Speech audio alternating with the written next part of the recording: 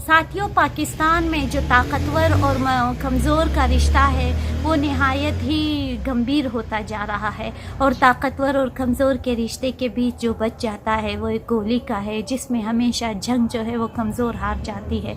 13 अगस्त के दिन भी ऐसा ही वाक़या बलूचिस्तान के शहर तुर्बत में पेश आया, जहां कराची यूनिवर्सिटी का नौजवान तालिब इल्म हयात बलोच अपने माँ बाप के साथ लॉकडाउन के दिनों में काम करने खजूर के बागात में काम करने आया था, तो उसे एफसी के एक सिपाही ने 8 गोलियां मारी। मालूम नहीं मकसद क्या था। अगर मकसद एक कत्ल करना था तो एक गोली से ही कत्ल होता, मगर मुमकिन है कि कोई शदीद किस्म का बुग़्ज़ था जो उसके सीने में 8 गोलियां दागी गई।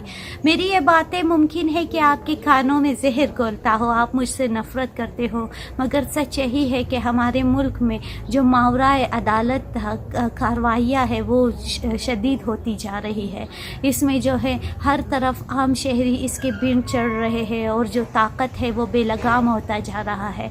ये कौन सी नफ्सियात है कि एक सिपाही को उस हद तक ले जाता है कि वो अपने ही शहरियों पर जो है वो गोलियां बरसाता है? वो कौन सी ताकत है जो इनकी सरपरस्ती करता है? वो कौन सा गरूर है जो इनको बताता है कि अपने लोगों को कत्ल करो बजाय कि वो दुश्मनों का मुकाबला करे? साथियों, मुमकिन है कि मेरी बात आपको नागवार गुजरे, मगर पाकिस्तान में मावराए अदालत कत्ल के कानून कत्ल जो है उसकी तारीख़ पुरानी नहीं है। हम देखते हैं कि चाहे साहिवाल का वाक़या हो, चाहे नकीबुल्लाह महसूद का वाक़या हो, सरफराज शाह का हो, सानिया है खरोटाबाद हो, हर तरफ हम देखते हैं कि बेशुमार वाक़यात हुए। जो रिपोर्टेड है हम तक आती है, जो नहीं है वो हम तक नहीं आती, मगर हम उम्मीद करते हैं कि मिनहे से शहरी हम मिलजुल कर एक आवाज़ होकर आइन और कानून की बालादस्ती की बात करेंगे, और किसी भी शख्स को इसकी इजाज़त नहीं देंगे कि वो अपने इख्तियार का नाजायज़ इस्तेमाल करके किसी भी निहत्ती शहरी पर गोलियां बरसाए।